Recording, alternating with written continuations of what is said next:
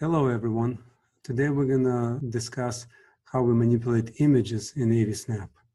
AVSnap is a general purpose program and it can manipulate images so you can make brochures, catalogs, business cards, or anything else that requires images. So on the desktop I have some images that we're going to work with. So I'm going to put an image on here. It's a nice couple and we'll see how we can adjust it. There's a couple of settings in AVSnap that are important when you manipulate images. Let's double click on the empty space here to get the page set up and go into global settings. Right here, if you want absolutely perfect image quality, you may want to make sure that the AVSnap doesn't convert bitmap images into JPEG.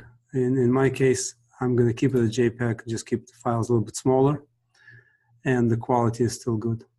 And the next thing, we're going to go to Screen Capture tab, and we're going to make sure that whatever we capture will go into AVSnap or clipboard. We're not going to put it in the disk.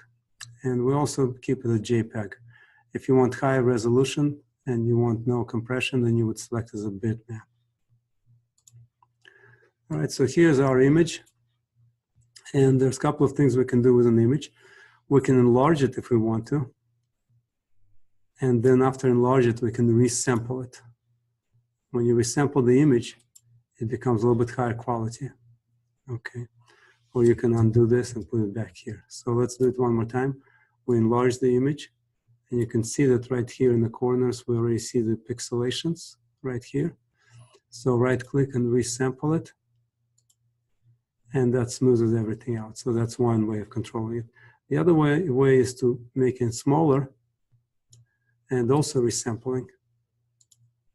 Okay, and resampling make it also smoother. Now, when you're working with a high resolution images, you may not want to resample it so that you maintain highest resolution possible for printing. But if you resample it, you're resampling it to about 600 dots per inch on the page. So let's now play a little bit with the adjusting the quality of the image. Select the image and press B as in boy for shortcut for the properties. In the property box, you will have image tab. And now you can see we have two images. This is a preview window. You can zoom in and zoom out from the preview window. If you want to specifically focus on a specific area, you can kind of zoom in on it or zoom out. Okay. All right. Let's bring everything to the normal place. Right here on the right-hand side, you have reset button, and that assures that all the defaults are reset. Let's say if you adjust it and you don't like it, you can reset it back to normal. We have a couple of features here. One is the mosaic. If you want to pixelate an image, you can pixelate it on purpose, if that's a requirement. You can also blur it by taking two images and shifting them against each other.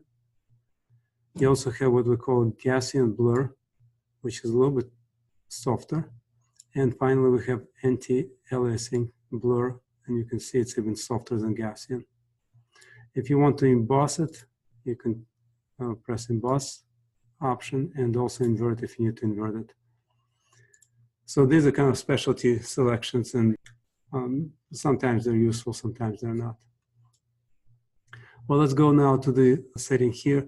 Something to remember that whenever we adjust the setting and apply it, it will apply to the image, and therefore it's a successive application. So if you adjust the brightness and keep applying the brightness, it will become darker and darker, or lighter and lighter.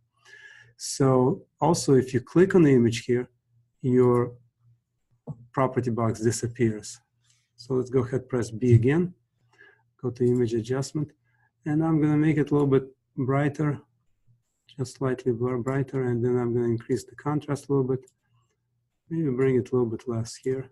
And you see those areas that become a little bit white and blurry. We can use darkness to bring them back into the proper range and increase the contrast a little bit more. And at this point, we can go ahead and apply it. And you can see now two images are equals. Now, if I click OK, then when we press B again, we start with the same image as before. So you can also undo it if something that you did didn't look like. You can press Z Control Z, and I'll undo the function. So that's the original image right now. Let's go back to the property here and image adjust, and I liked how it looked before. You can also adjust hue if you need to make it a little bit reddish or a little bit greenish. Okay, right there. So up to you. And finally, you can also adjust saturation level if you want to make a little bit less color or a little bit more color. Something to remember that once you apply it, if you are going to adjust something, apply it again, it will apply it to this to image that's already been modified. So that's an important thing, so that it may end up in a situation where both images don't look the same. So if you don't want this to happen, you just click here and then reopen it again, and then both images are going to be equal. In addition to adjusting the image properties, we also have a cropping feature that you can use. So if I want to crop this image, what I would do, I would draw a rectangle over it, fill the rectangle with empty, color with nothing, and then I'll apply the cropping around the image. So if I want the image to be this big, I would then select both of them, right click, and say crop image. And now your image is cropped. Then we can go to the properties, image adjust, make the contrast a little bit higher, decrease the darkness a little bit, and then maybe saturation a little bit, and make it a little bit more vivid. And there you go. And we can apply that, and our image is completed. So the same thing happens if you use some background images. You can, depending what images you use, you can make them look a little bit more subdued if you want to use this for the background.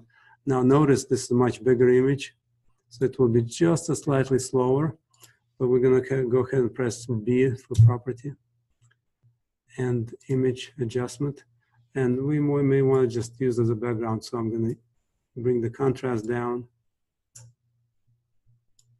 Okay, maybe bring the brightness a little bit up. And that will be used as a background.